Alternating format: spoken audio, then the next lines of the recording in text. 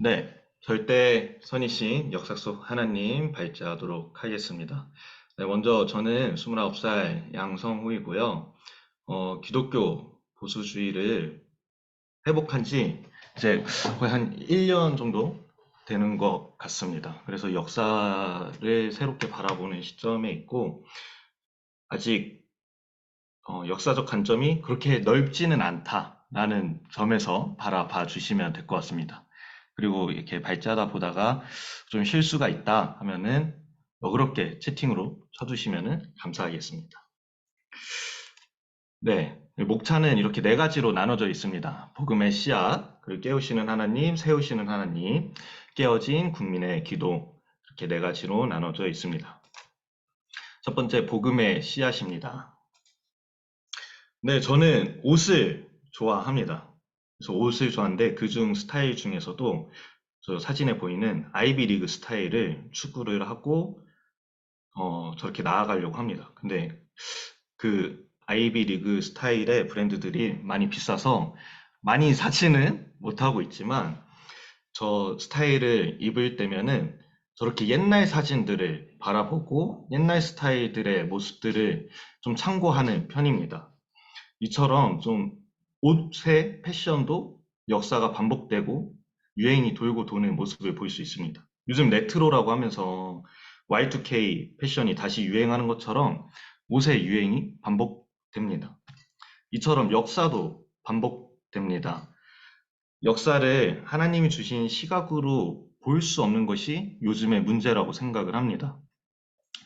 그러나 해 아래 새 것이 없는 것처럼 역사는 반복됩니다. 올바른 판단을 위해서는 역사를 복기해봐야 합니다. 어떠한 일이 있었고 어떠한 선택이 역사에 영향을 주는지 알기 위해 역사를 복기해봐야 한다고 생각합니다. 기독교 신앙은 조선인 한 사람 한 사람의 삶의 자유를 가져다 준 기적이었습니다. 그 결과 대한민국의 국민의 모두 이 기적의 열매들을 누리고 살고 있으며 신앙이 있든 없든 자유라고 하는 사상에 있어서는 모두가 기독교의 빛을 지고 있습니다.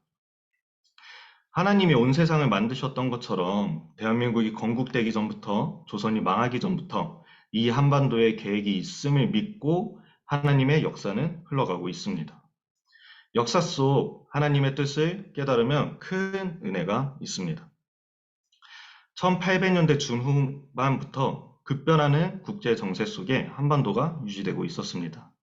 중국 문화권에서 넘어온 사상, 문화들로 500년이 넘게 살아왔으니 이후에도 그럴 것이라고 생각했을 것입니다.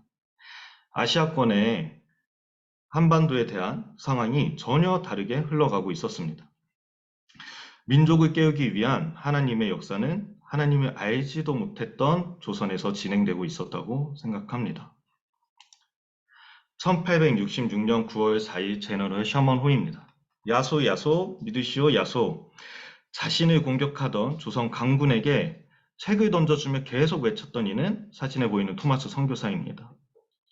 그는 박충건에게 죽음을 당하며 성경을 건네고 순교합니다. 이후 박충건은 토마스 선교사가 건네준 성경을 읽고 은혜를 받아 널다리골 교회, 훗날 장대영 교회가 됩니다. 을 세운 마펫 선교사에게 세례를 받습니다. 이처럼 조선 땅을 향한 선교사들은 한 알의 미랄이 되어 죽으러 오셨습니다. 당시의 세계 정세를 보면은 이제 당시의 패권 국가는 영국이었습니다. 영국이 노예 제도를 폐지하고 하나님의 뜻대로 살아보자고 할 때 뜻밖에도 영국에 산업혁명이 진행되며 사람의 노동력을 증기기관이 대체할 수 있는 놀라운 역사를 누리게 됩니다. 부강하고 강력한 파워를 가지고 영국은 세계 선교 역할을 감당하게 됩니다. 영국의 패권이 강화되면서 유럽을 방어하고 아시아권까지 방어하게 됩니다. 당시 세계 정세는 영국과 러시아의 패권 전쟁 더 그레이트 게임이 있었습니다. 영국은 해양 세력으로서 해가 지지 않는 나라를 이루었고 러시아는 대륙 세력으로서 해양 세력을 넓혀야 하는 상황인데 영국이 모두 맡고 있는 상황이었습니다. 그런 러시아에게 눈에 들어온 곳은 동방이었습니다. 유라시아 대륙 끝에 있는 동방을 지배하라라는 뜻을 가진 블라디보스톡으로 진출하게 됩니다. 유럽에 있던 세력인 러시아가 동아시아에 함대를 만들고 철도를 만들어 수십만 대군을 만들어 점점 남하하는 것을 보니 일본도 매우 놀랐습니다. 영국은 인구수가 작기 때문에 당시 별 볼 일 없는 한반도까지 주둔해서 방어할 생각도 없었고 방어할 수도 없었습니다. 그런데 그때 마침 일본이 영국, 미국식 개화가 이루어졌습니다. 개화를 이룬 일본은 틈만 나면 대륙으로 뻗어나갈 생각을 하고 있었습니다. 그러나 영국과 미국은 기회를 주지 않고 있었지만 아가파천을 통해 조선이 러시아 중심의 외교 정책을 펼치겠다는 대외적인 시그널을 주었습니다. 후에 미국과 영국이 일본과 함께 밀약을 맺게 됩니다. 그 밀약은 한반도를 들어갈 수 있는 기회를 준 것입니다. 아간파천이 한반도가 일제치하에 들어가는데 결정적인 문을 열어준 것입니다. 역사에 만약을 대입하는 것이 별 의미가 없지만 만약 고종이 영국에게 편지를 보내 우리가 공산주의를 막겠다고 우리를 개화시켜달라고 했다면 지금의 상황은 어땠을까요? 결국 너일전쟁에서 승리한 일본은 고종의 제가에 의해 을사조약을 체결하게 됩니다. 이 과정에서 고종은 한국 황실의 안녕과 존엄을 유지를 보증하는 내용을 넣으면서 이후에 한일의정서, 한일합병조약까지 일제히 병합되어 가는 조약문에 조선 왕가가 계속 호의호식하기 위한 조약문들이 포함되어 있습니다.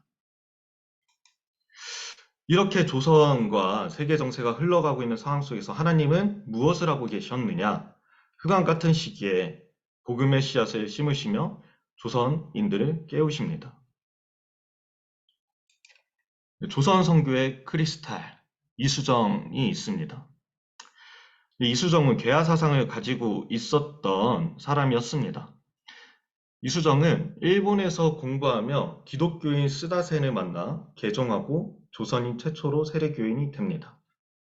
이후 미국 선교 잡지에 조선 선교를 호소하는 기고문을 실어 청교도 신앙, 개혁주의 신앙을 가진 미국 청년 선교사들의 관심을 끌어 그들이 조선으로 들어오는 계기가 됩니다. 후에 이수정은 누미스 선교사와 마가복음을 한글 번역하며 조선에 들어가기 전 선교사들에게 한글을 가르쳤다고 합니다. 이때 가르쳤던 선교사가 아펜젤러, 언더우드 등이 있습니다. 1883년 보빙사절단 파견이 있습니다. 다시 민혁익을 중심으로 파견된 사절단입니다. 민혁익은 샌프란시스코에서 시카고로 가는 기차 안에서 미국 목사 겸 볼티모어 여대 학장인 존 가우처 박사를 아주 우연히 만나게 됩니다. 이 만남을 통해 존 가우처는 조선에 관심을 가지게 되었으며 자신이 속한 선교회에 조선 선교 후원을 요청하며 $2,000를 본인이 직접 헌금했다고 합니다. 이후에 일본에 있는 맥클레이 목사에게 조선이 포교할 수 있는 상황인지 알아보라고 하며 맥클레이는 친분이 있던 김옥균을 통해 물어봅니다. 김옥균은 고종을 만나 미국 선교사들을 통해 개화되어야 한다고 주장했습니다. 이에 고종은 포교 활동은 금지이지만 학교, 병원, 설립은 허락합니다. 그로 인해서 조선의 미국 선교사들이 의사, 교사의 신분으로 들어오게 됩니다. 이처럼 하나님의 복음의 씨앗을 심으십니다.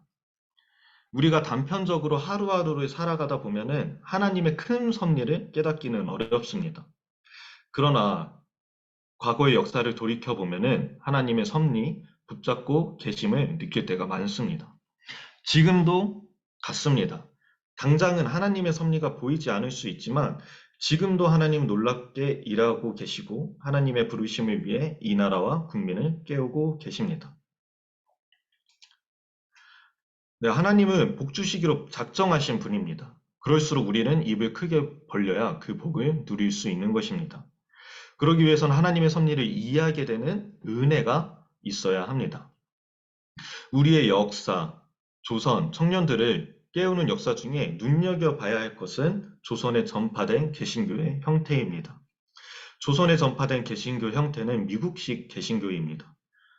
프로테스탄티즘, 청교도 신앙의 핵심인 칼뱅주의와 복음주의가 혼합된 개신교가 들어옵니다. 이 속에 자본주의, 또 자유민주주의, 자유주의, 자유시장 경제, 개인의 자유 등과 같은 근대 문명의 뿌리라고 할 수 있는 것들이 녹아져 있습니다.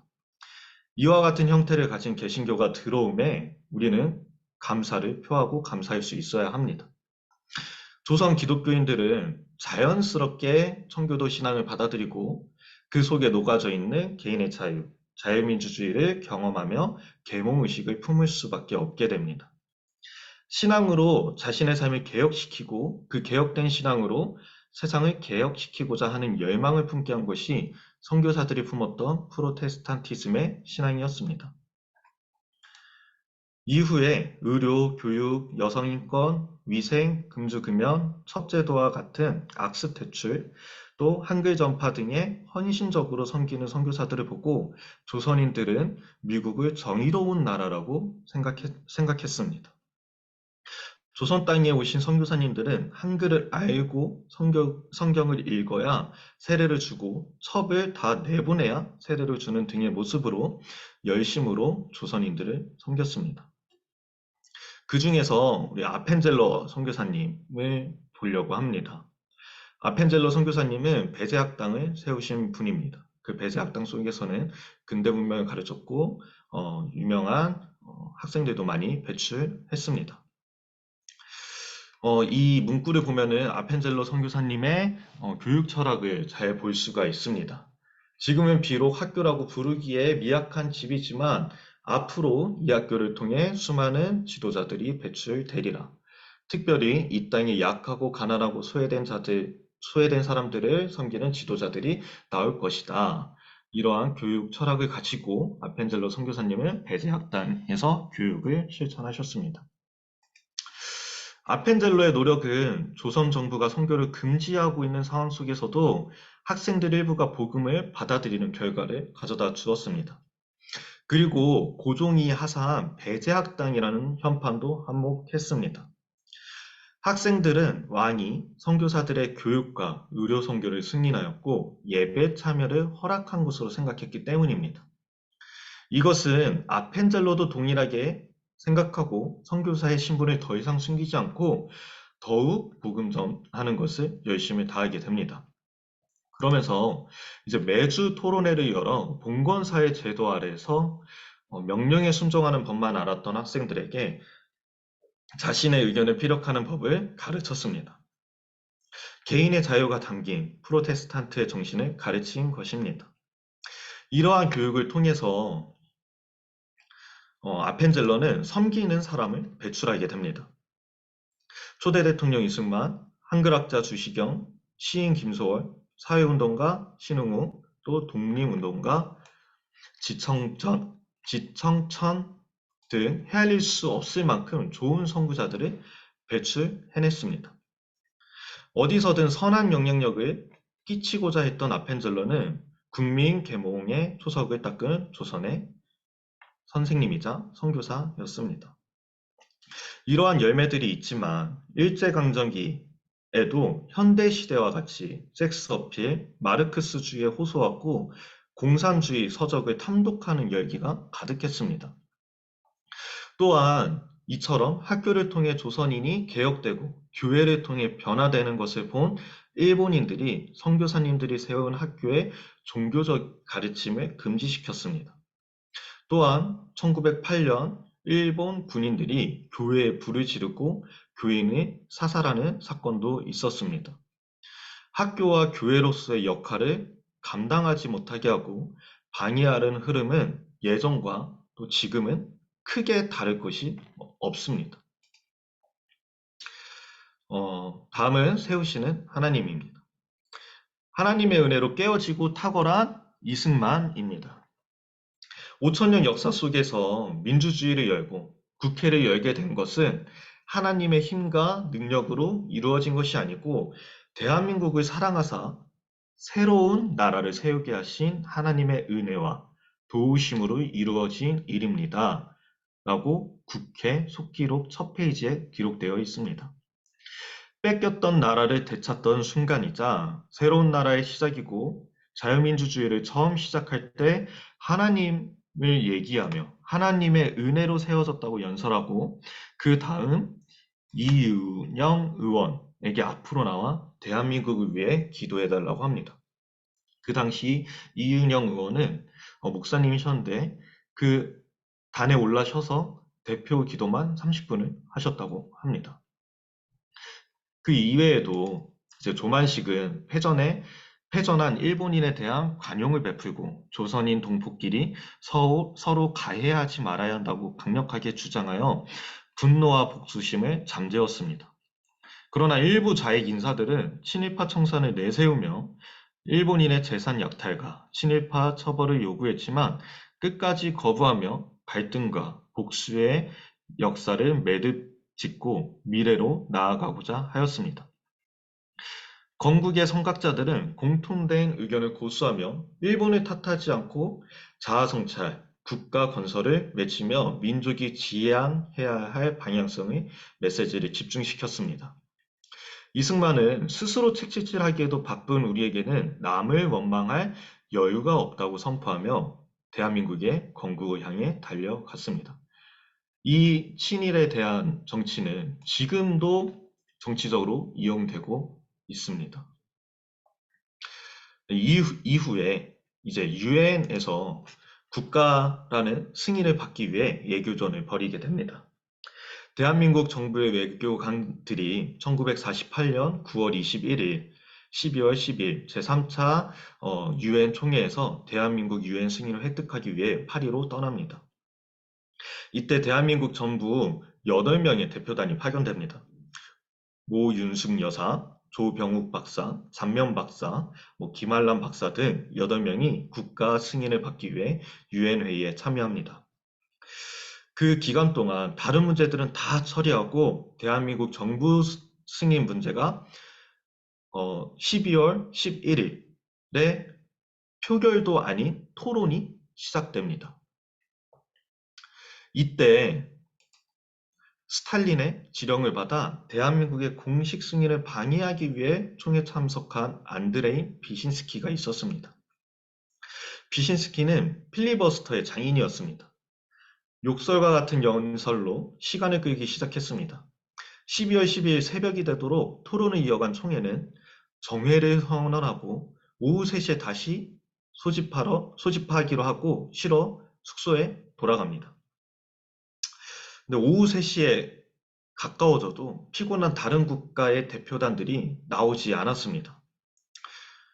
그런데 그때 우리의 대표단들이 방마다 문을 두들기면서 다른 국가의 대표단들을 깨우러 돌아다닙니다. 이제 곧 저녁 6시면은 이 유엔 총회가 끝나는데 이 유엔 총회가 끝나고 우리 대한민국 공식 승인을 받으면은 우리는 합법적인 정부가 되지 않은데 나는 그 마음으로 표결해달라고 하며 방을 돌며 깨웁니다. 그러자 이제 다시 다 모여서 이제 비신스키는 나와서 딱 3시간만, 오후 3시서부터 오후 6시까지 3시간만 때우면 되는데 비신스키에게는 그 3시간은 너무나도 쉬운 시간이었을 것입니다. 그런데 시작한 지 15분 만에 비신스키가 치통과 성대결절이 오면서 퇴장하게 됩니다. 그 틈에 타 우리 대표단은 안건을 상정하고 이제 포결을 시작합니다. 이후에 유엔 총회는 찬성 48표, 반대 6표, 기권 1표로 대한민국을 한반도의 유일한 합법 정부로 승인했습니다. 이런 우여곡절 끝에 오후 5시 8분에 대한민국 정부 승인을 하고 6시에 총회가 끝납니다. 이것이 하나님의 인도하심이 아니고 또 하나님의 베푸신 은혜가 아니라면은 우리가 다른 말로 무엇을 표현할 수 있을지 잘 모르겠습니다. 이 승인은 대한민국을 살렸다고 할 수 있습니다. 왜냐하면은 6.25 전쟁을 이제 유엔이 승인한 합법 정부에 대한 불법 집단의 침략으로 해석할 수 있는 근거가 되었기 때문입니다. 이로 인해서 6.25 전쟁에 16 6개 회원국이 군대로 보내어져 하나님의 의뢰 아래 이 나라를 공산당으로부터 지켜낼 수 있었던 것입니다. 그러나 이제 김일성이 금방 끝낼 수 있었다고 자신했었던 6.25 전쟁이 터집니다. 그 자신만만했던 마음에서 비롯된 건지 공산군은 서울을 수복하고 경복궁에서 시간을 보내거나 또 전라도 지역에서는 바로 그냥 낙동강 정선으로 진격하면 전쟁이 끝났을 법하지만 그러지 않고 전술적인 실수 그리고 스탈린의 계략으로 인해 그 전라도 지역 안에서 뺑뺑이를 돌며 미군이 개입할 시간이 확보가 됩니다. 이후 인천 상륙 작전 등 다양한 전투들을 통해 공산주의를 막아냈던 것은 하나님의 계획과 은혜임을 저희는 고백할 수 있습니다. 이제 이후에 이제 6.25를 휴전을 논의하던 중 이승만 대통령은 휴전 후에 공산주의자들이 재침을 봉쇄하기 위한 나름대로의 안전장치를 만들어 놓고자 생각해서 제안했던 것이 이 한미 상호 방위 조약입니다. 오타가 맞네요. 네, 상호 방위 조약입니다. 한미 상호 방위 조약은 조약에 의해서 주한미군이 2개의 사단이 한국의 북방위로 배치된 이후에 지금까지 동북아시아의 전쟁이 사라졌습니다. 이게 바로 이승만 대통령이 구상했던 한미 상호 방위 조약의 근본의 뜻입니다. 성경 말씀의 다양한 사건들을 봐도 사람의 눈으로 이해할 수 없는 순간들이 너무나도 많습니다. 저는 6.25 전쟁도 이와 같다고 생각합니다. 당시에는 모두 고통이고 지금 돌이키면 우리도 마음 아픈 역사의 현실이지만 역사를 주관하신 하나님 앞에서는 선이라고 이야기할 수밖에 없습니다. 그렇다면 우리는 반복되는 역사 속에서 어떠한 정체성을 살아가야 할까요?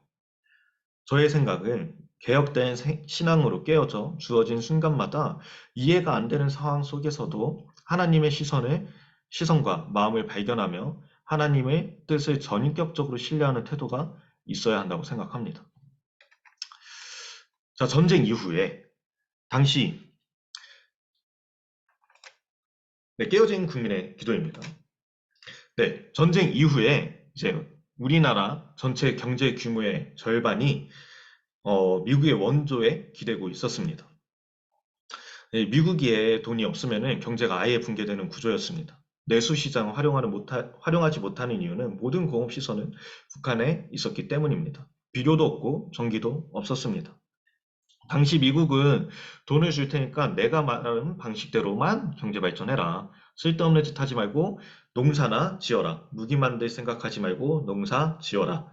이게 트루먼이 이승만한테 한 말입니다. 그런데 이승만은 내 마음대로 할 거다라고 얘기하며 언제까지 우리가 빌려달라 이래야 되냐. 지금은 우리가 빌려 쓰고 있지만 우리 스스로 만들겠다라고 말하며 비료 공장, 철강, 심지어 미국이 가장 혐오하고 막아내려고 했었던 원자력 발전소를 만들기 위해 첫 삽을 떴습니다. 이제 미국은 이 사람이 계속 말을 안 듣고 돈을 받았으면은 좀 말을 들어야 될 텐데 돈은 돈대로 다 갖고 말을 안 들어서 이제 미국 입장에서는 돈을 다 빼겠다 얘기하며 미국 원조 규모가 10분의 1 수준으로 확 줄어들었다고 합니다. 그러면서 그 당시 대학생들과 청소년들 사이에서 경제에 대한 가난과 굶는 거에 대한 분노, 두려움이 일어났습니다. 그리고 또 여기에 3.15 부정선거가 터지면서 청년들이 화가 나고 이제 교수들과 함께 길거리에 쏟아져 나온 것이 4.19 혁명입니다. 첫 번째, 가난에 대한 공포. 이제 열심히 학교에서 배워서 나왔는데 경제 구조와 경제 형실은 농사 짓는 것밖에 없었습니다. 학교에서 교육받은 것들은 농사를 넘어서 훨씬 고차원적인 걸 배웠을 텐데 청년들의 그 배움을 펼칠 사회 진출로가 막히니까 분노를 하게 된 겁니다. 이때 이승만은 이제 하야를 하게 됩니다. 그러나 하야를 하면서 이승만 대통령은 행복하다고 말합니다. 부정함을 보고 걸기를 일으킨 백성, 깨어진 국민이 내려오라고 하니 행복하다라고 말하며 하야를 합니다. 자, 하야를 했으니까 이제 민주당이 정권을 잡고 민주당이 그래도 노력을 많이 해봤습니다.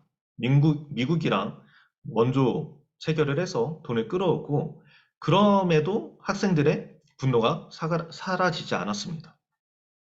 1961년 2월 8일 체결된 경제협정은 한국전쟁 이후에 남한 최초의 조직적 광범위한 반미운동을 불러왔습니다. 한미 경제협정을 체결했는데 반미운동을 불러왔다. 그러니까 이제 경제협정을 했는데 이게 반미운동으로 번졌다. 이것은 강대국과 경제협정을 체결하면 종속된다라는 그러한 믿음을 갖고 있었던 것이었습니다. 학생들은 철없게, 그리고 또 지식인들은 자신의 생각이 맞다고 생각하며 모두가 이렇게 생각했습니다. 대학 교수들이 그런 걸 가르쳤고 학생들은 그 가르침대로 똑같이 얘기하고 있었던 것입니다. 우리 이전에 얼마 지나지 않은 그 한미 FTA 반대운동, 광우병 얘기와도 비슷하다고 생각이 듭니다. 또 지금도 미국이 철수하라고 문재인 정권 때도 그런 얘기들이 있었죠. 그 이후에는 이러한 시간들이 흐르고 이제 농촌과 도시의 균형적인 발전과 시장의 창출과 부의 창출과 사람들의 새로운 공간이 나아갈 수 있는 그런 일들이 이제 70년대 초반에 꽃을 피우고 있는데 이때 세계적인 위기가 다가옵니다. 그게 뭐냐면은 닉슨 독트린의 발표였습니다. 이 닉슨 독트린은 에치슨 라인과 비슷합니다. 핵 공격 이외에 공격에 대해서는 당사국이 그 1차 방위 책임을 져야 하고 미국은 군사 및 경제적 원조만 제공한다. 군사적 개입도를 줄인다. 라고 발표한 것입니다. 근데 이 닉슨이라는 사람이 대통령이 됐을 때 베트남의 전쟁이 매우 중요해졌습니다. 이 미국한테 베트남 전쟁이 왜 중요했냐면은 베트남 전쟁이 케네디 대통령 때 시작이 되었는데 너무 오랫동안 지속이 되는 거예요. 처음에는 뭐 소련과의 전쟁이고 냉전이다, 소련을 이겨야 된다 이러한 문명으로 베트남전 참전에 찬성하고 싸웠는데 너무 길어져서 국민들이 빨리 끝내라고 부추깁니다. 그때 1971년에 키신저는 베트남에서 나와야 하는 것은 맞는데 베트남에서 나오되 소련에 간담을 서늘하게 할 만한 장치를 마련하자고 합니다. 그것은 바로 중국입니다. 그래서 중국한테 가서 이제 좋은 거 줄 테니, 너를 밀어줄 테니, 너 소련이랑 대항해서 싸워라. 너 소련과 사이가 안 좋은 거 옛날부터 다 알고 있었다. 라고 얘기하며 중국과의 친교를 통해 소련을 압박합니다. 이것이 미 합중국과 이제 중화인민공화국의 공동 서명입니다. 이 내용에서는 미국과 중국의 관계 정상화를 위한 전진은 모든 나라의 이익이 부합한다. 미국과 중국이 친해지면 모든 게 좋아진다. 이런 뜻입니다. 두 번째, 쌍방의 국제적 군사 분쟁 위험을 제거하기로 한다. 국제적 분쟁 위협을 제거한다는 것은 중국 주변, 베트남, 캄보디아, 대만, 한국 이런 나라에 다 미군 철수를 하겠다는 뜻입니다. 이것을 72년에 선언해버립니다. 근데 닉슨은 우리나라 이 박정희 대통령한테 주한미군을 절대 안 뺀다고 합니다. 박정희 대통령 계속 물어봐요. 주한미군을 빼냐? 베트남에서 나간다고 하는데 빼는 거 맞냐? 그러나 닉슨은 절대로 나가지 않는다고 얘기합니다. 근데 갑자기 저희 대한민국에 통보하고 3분의 1을 다 빼버립니다. 이걸 보면은 예나 지금이나 저희 나라는 계륵인 것 같습니다. 당시 미국 국민들은 한국보다 일본을 더욱 지켜야 한다고 생각했습니다. 여기서 박정희 대통령 때 무엇을 구상하냐? 우리나라가 자체적으로 핵무장 해야 한다. 그리고 미국한테 무기를 받지 않고 무기의 국산화를 시도한다. 이 두 개를 시도하는 것입니다. 그러면서 미국의 압력이 들어오기 시작합니다. 미국도 이때 정책이 왔다 갔다 하는 게 자기들이 안보를 불안하게 만들어 놓고 우리가 무기를 스스로 만들겠다고 하면 그것도 하지 말라고 하고 미국의 원조의 금액 같은 것도 의회에서 3분의 1 수준으로 잘라버립니다. 이러한 안보 상황 속에서 북한의 무력 도발은 몇백 건으로 계속 늘어났습니다. 이제 북한이 계속 때리는 거예요. 어디까지 버티나 계속 때려보는 거예요. 근데 뜬금없이 이제 대한민국의 헌법을 파기했다고 볼 수 있는 그 무지막지한 어떤 행동을 한 것이 아니라 이제 60년 후반부터 일어나는 일련의 대한민국이 향한 총체적 위기를 겪으면서 유신이 진행이 됩니다. 이제 올바른 길을 인식하고 있는 내가 모든 권력을 갖고 끌고 가고 일관된 리더십을 통해 대한민국을 완성시키겠다. 그런 의지를 가지고 유신을 실행시킵니다. 그래서 유신의 내용을 보면은 지금 보면 어마무시합니다. 대통령 직선제 폐지, 국회의원 3분의 1이 대통령 추천으로 선출, 대통령에게 헌법 효력까지 정지시킬 수 있는 권한 부여, 국회 해상권 부여, 대통령 임기를 6년으로 연장, 이런 것들이 유신 헌법입니다. 그런데 이거를 국민투표를 실시했는데 국민들은 91.9%가 참여했는데 그중 찬성이 91.5%였습니다. 국민들도 많은 참여가 있었다고 찬성을 했었다고 생각합니다. 이 찬성하는 사람들 중에서 기독교인들이 그렇게 많았다고 합니다. 우리가 잘 알 수 있는 것처럼 빌리 그레이엄 목사님이 와가지고 여의도 광장에서 이제 부흥회를 열고 전도 집회를 열었잖아요. 근데 그때 기도 제목이 이제 박정희에 대한 기도 제목과 반공과 나라를 위한 기도 제목이었습니다.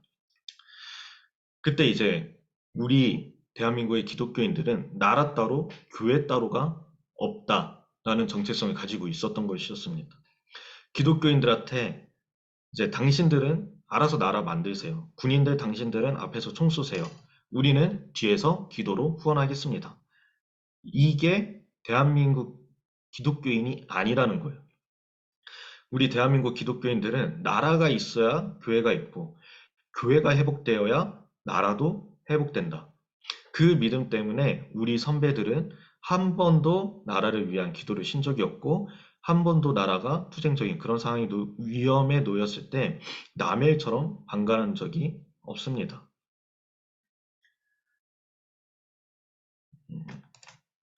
네, 우리 오늘 카톡에 올라온 것 같습니다.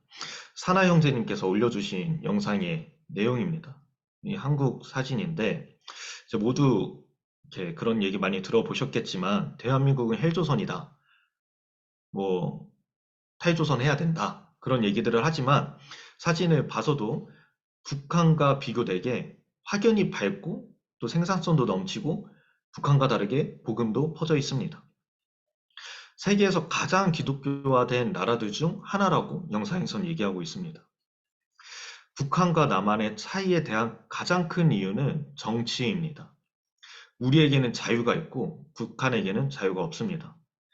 그러나 오늘날의 교회는 정치적이면 안 된다고 하면서 자아가 깨어지는 것이 아닌 듣기 좋은 설교, 그리고 좌파들이 얘기하는 그런 듣기 좋은 정책들은 이루어져야 한다고 얘기하는 교회 공동체, 좌파, 우파도 아닌 나는 예수파야 라고 얘기하는 교회로 변질되어 버렸습니다. 그러나 우리가 합법적으로 복음을 전할 수 있는 능력의 기반이 되어 주는 것은 정치라고 영상에서 말하고 있습니다. 정치가 회복되어지려면 개인이 그리고 교회가 먼저 깨어나야 합니다. 메가더 장군의 말이 있습니다. 오늘날 세계의 모든 문제는 경제다. 경제의 문제는 군대의 문제이고 군대의 문제는 정치의 문제이고 정치의 문제는 정치인의 양심의 문제이고 정치인 양심의 문제는 도덕의 문제이고 도덕의 문제는 신학의 문제이고 신학의 문제는 신앙의 문제이다. 네, 근본적인 문제는 저희들의 신앙에 있는 것 같습니다. 그렇기 때문에 우리는 깨어져야 합니다. 하나님이 이렇게까지 저희에게 멱살 잡고 캐리하신 이유는 무엇일까요? 그렇다면은 이제 저희들, 이 시대를 살아가고 있는 저희들의 사명은 무엇일까요? 저는 그 사명을 고민해 봤을 때 이사야 60장 1절이 생각이 났습니다. 일어나라 빛이 발하라 이는 내 빛이 이르렀고 여호와의 영광이 내 위에 임하였음이니라. 네, 저희들은 깨어나 주의 백성이 합당한 빛을 발해야 하는 자들입니다. 자, 마지막으로 말씀 하나 더 나누고 마무리하도록 하겠습니다. 자, 시편 33편 11절부터 12절까지의 말씀입니다. 여호와의 계획은 언제까지나 한결같고 그분의 뜻은 영원히 변하지 않을 것입니다. 여호와를 자기 하나님으로 삼은 나라 곧 하나님의 기업으로 선택된 백성은 복이 있도다. 아멘. 네, 사전 투표는 이미 진행이 되었고 이제 본 투표만 남은 총선이 우리가 소망하는 것처럼 미래가 밝지 않다는 전망들이 많습니다. 우리가 원하는 방향을 얻지 못하고 또 선거에서 패배했다고 얘기할 수 있는 상황들이 다가올 수 있습니다. 그러나 저희들은 하나님이 지금 우리를 깨우시는 과정이라고 생각합니다.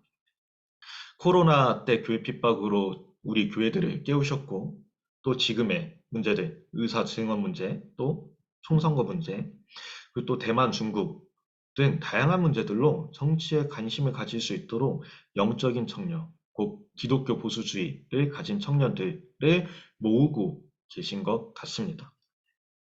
계속 말씀드렸다시피 하늘 아래 새 것은 존재하지 않습니다. 하나님이 주관하시는 역사는 반복됩니다. 저는 이것을 은혜라고 믿고 싶습니다. 반복되는 역사 속에서 어떠한 일이 있었고 어떠한 선택이 역사에 영향을 주는지 알기 위해 역사를 복기해야 하며 올바른 선택을 할 수 있도록 하나님이 계속 기회를 주시며 또 조선을 깨우셨던 것처럼 우리를 깨우고 계신 은혜를 베풀고 계신 것 같습니다.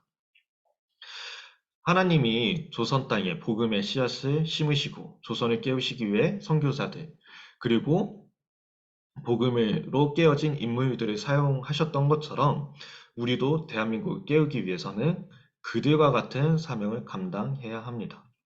자신의 소명 안에서 더욱 탁월해지고 신앙도 겸비해서 주의 순결한 신부의 사명을 감당하는 우리가 되기를 소망합니다. 하나님은 우리 대한민국을 너무나도 사랑하시고 우리나라를 들어 사용하시기를 원하십니다. 그때 우리가 준비되어야 합니다.